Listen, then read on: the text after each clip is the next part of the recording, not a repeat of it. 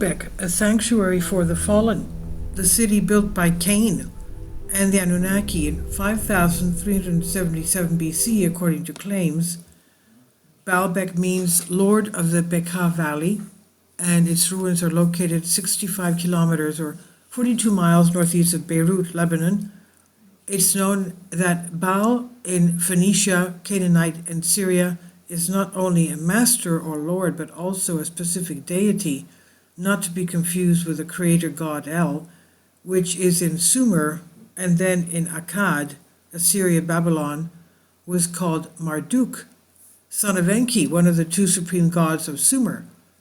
Marduk considered himself to be the leader of the age of Aries, beginning, or according to some modern esotericists, around 2310 BC and ending around 150 or 160 BC. The patriarch of the Lebanese Maronite community, Estefan Dovegi, wrote, "According to the legends, the fortress of Baalbek is the oldest building in the world. It was built by the son of Adam, Cain, in 133 from the creation of the world. In a fit of insane rage, he named it after his son Enoch and populated it with giants who were punished by the flood for their iniquity," according to Wikipedia. The Maronites are the eastern branch of Catholicism, the self-governing Maronite Church. 133 years from the creation of the world, that's 5509 BC, according to the chronology of the Septuagint. This is 5377 BC, the beginning of the rise of Sumer, in which, according to the Sumerian texts, the Anunnaki ruled. As we know, they were from Nibiru, and the Sumerians considered them gods because they came from the skies. Apparently, the Anunnaki are the Elohim mentioned in the beginning of the book of Genesis, and these are the same fallen angels of the 6th chapter of the book of Genesis, or guardians or watchers in the book of Enoch, Noah's great-grandfather, who were tempted by earthly women, took them as wives, and their children from earthly women are mentioned in the same 6th chapter of the book of Genesis as giants. Cain and the Anunnaki. This is who the giants with whom Cain populated the proto-Baalbek built by him are. According to Zechariah Sitchin and many after him, the Anunnaki are several hundred or up to 1,000 aliens, extraterrestrial aliens, volunteer migrants from an alien highly developed civilization who used genetic engineering, created helpers for themselves about 200,000 years ago. The Anunnaki initially called primitive workers, and these were the proto-Sumers. One way or another, perhaps it was the Anunnaki who built these huge megalithic masonry in ancient times for some purpose of their own, of which we can now only see the ruins. We also note that Baalbek is not the place where, according to the biblical book of Genesis, Genesis 4:16, Cain was expelled after the murder of his brother Abel, not the land of Nod, since, according to the same chapter of the book of Genesis, the land of Nod is located to the east of Eden, that is, to the east of Mesopotamia, and Baalbek is located to the northwest of it. Thus, most likely, Baalbek was founded by Cain even before the murder of Abel. The fact that Cain, even before the murder of Abel, made friends with the Anunnaki or with the Nephilim, the children of the Anunnaki from earthly women, in the book of Genesis, they are called giants, perhaps explains why Cain became a murderer. After all, the Anunnaki, judging by the Sumerian texts, were not only sexually anxious and adventurers, but also psychopaths. The two Anunnaki clans, the one of the brothers Enlil and Enki, fought among themselves. According to chapter 6 of the book of Genesis and the book of Enoch, their children, the Nephilim giants, were even more immoral, evil, and criminal than the Anunnaki themselves, the sons of God, who fell away from God, according to chapter 6 of the book of Genesis, or watchers, and watchers in the book of 1 Enoch. It should also be noted that the words Baal and Babylon have common historical elements, as Babylon is the city of Marduk, the main troublemaker and rebel among the leaders of the Anunnaki. It was because of the ambitious and psychopathy of Marduk, the son of Enki, that the clan of Enki and Enlil fought each other 3 times, and their third war, around 2016 BC, ended in some major regional catastrophe, which is known to historians and archaeologists as the Great Drought in Mesopotamia, as well as in the Near, Middle, and Far East, at the turn of the 3rd and 2nd millennia. Zecharia Sitchin wrote in his books that these were the conquests of the use of nuclear weapons in the last Anunnaki clan war. And after this catastrophe, almost all the Anunnaki left the earth. According to Sitchin, only Nana, son of Enlil, in Harar, and Marduk in Babylon remained there for more than 1,000 years. It seems to be the Anunnaki were seen alive not only by Abraham, but also by Moses in the 15th century BC.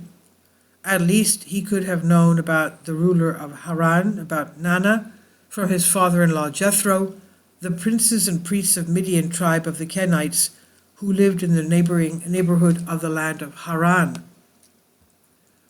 One way or another, the ancient Phoenician city, the deity Baal, is most likely the Sumerian god Marduk, and most likely was his band of bandits of giants that led Cain to the city of Baalbek that he founded.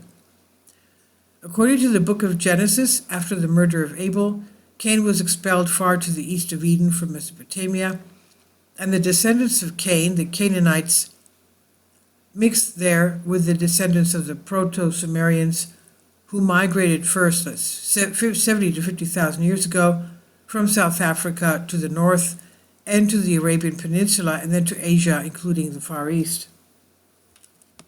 Monstrous Baalbek megaliths. In the center of the city stood a grandiose temple dedicated to Astarte and Baal, which today is a platform of 5 million square feet, built from the largest stones ever created by human hands. This huge ancient platform became the basis for the latter Roman temple complex, which includes 3 separate temples dedicated to Zeus or Jupiter, Bacchus, and Venus, Aphrodite, respectively. Further, J. Robinson, the author of The High-Tech Stonework of the Ancients, Unsolved Mysteries of Master Engineers, writes that the stones, originally in the 6th millennium BC, used at this place to build the temple of Baal and Astarte, are so huge that compared with them, the 200 one-ton blocks seen in the temples and pyramids of Giza look like toy bricks. The largest stones of Giza weigh about 400 tons, while 3 hewn stones known as trilithon, which lie at the base of the ruins of the Temple of Jupiter here, from the former Temple of Baal, weigh about 800 tons each. So they're 4 times bigger. J. Robinson says, officially, scientists attribute the movement and cutting of these monstrous monoliths to the Romans around 27 BC, but many researchers dispute this idea, suggesting that they are the remains of some other ancient civilization from a much earlier era. The famous Giza pyramid researcher Graham Hancock, one such dissident, writes, moving and setting 3 800-ton megaliths 80 or 20 feet above the ground, as in the case of Baalbek, is a problem of an entirely different order. I think this needs careful consideration and not just saying the Romans did it, as archaeology tends to do nowadays, he says. The combined weight of the entire base at Baalbek is estimated to be about 5 billion tons. Were the Romans capable of moving that much stone? It's hard to imagine. The mass of the largest megalithic block found in Baalbek in 2014 is estimated at more than 1,650 tons. In fact, 3 such monoliths are known there. The first, weighing about 1,000 tons, has been known since ancient times, and it's called the Stone of the South. In size, the stone reaches 20 meters in length, more than 4 meters in width, and about 4 meters in height. In the 1990s, a second megalithic block similar to the Stone of the South was discovered in Baalbek Quarry. Its mass is about 1,300 tons, length is about 20 meters, cross-section is about 4.5 by 4.5 meters. But the finds in Baalbek did not end there. And in the Wikipedia article, South Stone, we read, In 2014, while exploring the same Baalbek quarry, the German Archaeological Institute found a third monolith about 19.6 meters long, the mass of which is estimated at 1,650 tons. That is, it is currently the largest stone known to have ever been carved by human hands. After the discovery of the second monolith, Graham Hancock wrote, "I believe that these huge megaliths were prepared long before the construction of the Temple of Jupiter, that is, the Zeus temple, by the Romans, and are probably 12,000 or more years old, like the megalithic site of the Göbekli Tepe in Turkey. I assume that we're looking at the handiwork of survivors of a vanished civilization, that the Romans built their temples of Jupiter on a pre-existing 12,000-year-old megalithic foundation, and that they were unaware of the giant carved megaliths in the ancient quarry as they were covered with sediment in Roman times. As, however, the recently discovered block was still there until very recently. It remained unexplained how the Romans, or whoever was actually responsible for such an astounding feat of engineering, quarried, carved, and transported the Baalbek megaliths. And another mystery was why they left the largest blocks in place. The main answer is that they were simply too heavy to maneuver, so they were left in the ground, but they managed to move the 800-ton trilithon blocks, so why not the rest? Even if they thought it was beyond their engineering ability, they would certainly cut them into smaller, more manageable blocks to complete the temple. It's really strange that they didn't, and so the fact that these giant, almost unfinished blocks remain in the quarry and were never cut into smaller blocks and used in the general construction of the Temple of Jupiter leads me to believe that the Romans did not even know that they were built, Hancock explains, and I agree with him. Incomprehensible hypothesis and unanswered questions. Could all these pyramids and ancient objects of incomprehensible purpose were intended for the bodily embodiment of fallen guardian angels, after which they called themselves gods and established cults of worship to themselves? Apparently, the process of incarnation was quite energy consuming and was possible only in certain places, and these places were artificially strengthened by ingenious megalithic masonry. But even this did not always help, and the spiritual body was not always successfully loaded into the earthly one in the reality of that time. But as for the lack of mention of this in the Book of Giants or the Book of Enoch, as well as in the Bible, it still does not say anything. It speaks more about the relationship between man and God, and not about the techno-magical occult practices of antiquity. The Bible does not say anything about the existence of the pyramids, but this does not mean that they did not exist then. The absence of reference could occur for two possible reasons. One, the Bible describes the world, primarily man's relationship with God, after 5509 BC. According to the biblical chronology, the creation of Adam and Eve, and the Sphinx and the pyramids were built about 5,000 years earlier. Two, the Sphinx and the pyramids were built by the Anunnaki, who are described in the Bible as the wicked who fell away from God.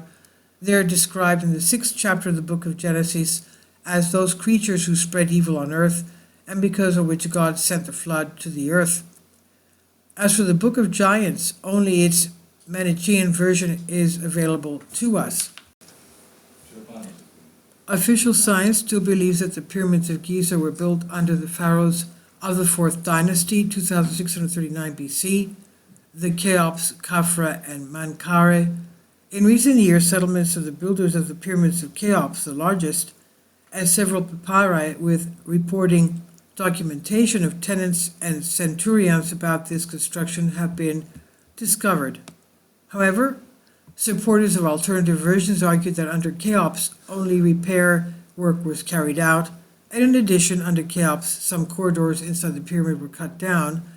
Cheops was looking inside the pyramid for the secret tablets of the god of wisdom, Thoth, which he hid in the secret premises of his pyramid. This pyramid, which according to the plan of Thoth, was erected many thousands of years earlier than the life of Cheops. And there is a papyrus from the time of Cheops, which directly says that Cheops was looking for the secret of Thoth in the pyramid, and this is written in the so-called inventory stele found and dug out relatively recently between the paws of the Sphinx. As for the Great Sphinx, official science also believes that it was built many millennia earlier than Cheops lived. Graham Greene and Robert Bauval in the 1990s put forward a hypothesis and proved it with computer simulations that the topology of the pyramids of Giza exactly corresponds to the position of the three stars of Orion's belt, 10,500 BC, and the Sphinx originally had the muzzle of a lion, and it looks exactly where, at the beginning of the era of Leo, just about 10,500 BC, the star Sirius, sacred to the Egyptians, rose. Zecharia Sitchin believes that the pyramids and the Sphinx Leo were built according to the plan of the main inventor and geneticist of the Anunnaki named Ningizidu, or son of Enki, around that same time, 10,500 BC. Sitchin claims that later it was Ningizida who became famous in ancient Egypt as Thoth, or Hermes Trismegistus, the god of wisdom. Finally, by 2017, modern scientists came to the conclusion that about 10,800 years ago, a planetary catastrophe occurred on Earth. A huge asteroid fell into the Atlantic, and only a few centuries later, life on Earth began to recover. And this is on Solask. Please leave your comments, and thank you for your support. Please support my Patreon account. The daily posts are 5 videos daily, and they are totally different from what I have on my YouTube channel. Thank you so much for your support and that you find all my content so interesting. You'll find the Patreon account details in the description box below.